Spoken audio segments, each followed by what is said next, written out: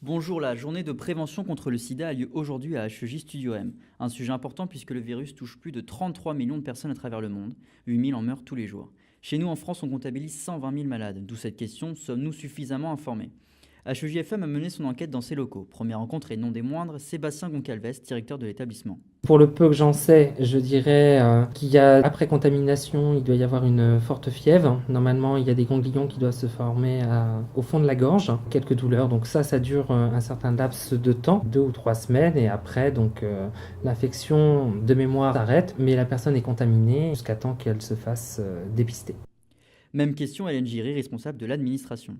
Je ne vois pas ce qui peut donner un a priori sur le fait qu'il ait le sida ou pas. Si moi je devais me sentir contaminée, je pense qu'il y aurait un certain nombre de symptômes qui m'alerteraient, mais c'est vrai qu'on pense d'abord toujours à d'autres maladies. Si j'étais sujette à des fièvres, à répétition, j'aurais le sentiment de quelque chose qui ne va pas rond et je demanderais certainement un bilan à mon médecin. Au travers de ces témoignages, on se rend compte que 2 personnes haut placées dans un établissement d'enseignement supérieur ne sont pas totalement renseignées sur le virus. On fait précisément le point sur les symptômes liés au sida avec vous, Justine Fontaine. Il faut savoir que les premiers symptômes sont semblables à ceux de la grippe. Fièvre, sueur, courbatures et ganglions.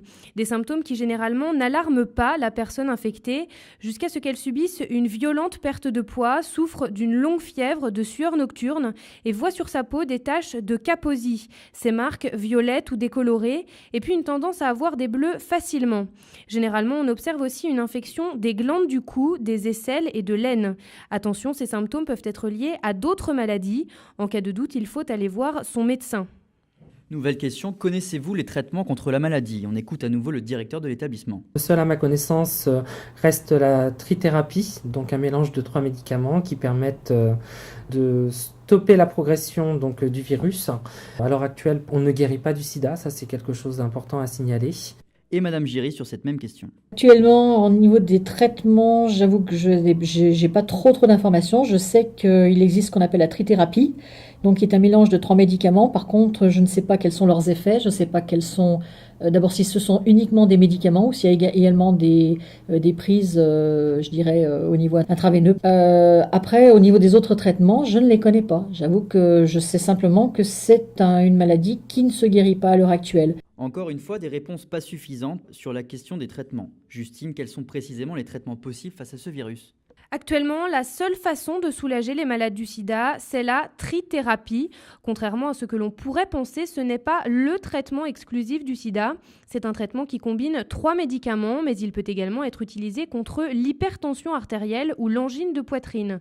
Dans le cas du sida, la trithérapie combine des antirétroviraux qui agissent sur les molécules spécifiques du virus. Il existe une vingtaine de médicaments de ce type.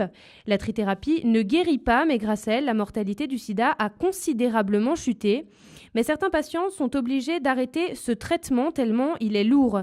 Les effets secondaires sont nombreux, maux de tête, nausées, vomissements sont les plus fréquents et certains peuvent être mortels. Il s'agit d'hypersensibilité cutanée ou respiratoire ou encore de pancréatite aiguë.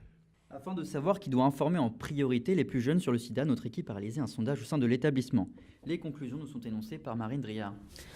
Un sondage a été réalisé au sein de l'établissement et 270 personnes sur 350 ont répondu, ce qui prouve l'intérêt que vous portez à ce sujet. Ce sondage posait une question. Qui doit informer en priorité les jeunes sur les risques du sida? Et vous deviez faire un choix parmi 6 réponses possibles. Les politiciens, les médecins, enseignants, les associations, les célébrités et les parents. Et justement, la moitié des sondés estiment que ce sont les parents qui doivent informer en priorité les jeunes sur les risques du sida. 22% pensent que ce sont les médecins qui doivent jouer ce rôle d'informateur. 9% des sondés penchent plutôt pour les enseignants, 8% pour les associations, 6% estiment que ce doivent être les politiciens et 5% pensent que ce sont aux célébrités.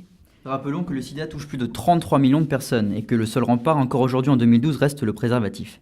Eh bien merci de nous avoir écoutés sur HEJ FM, on se retrouve bientôt pour une prochaine émission spéciale.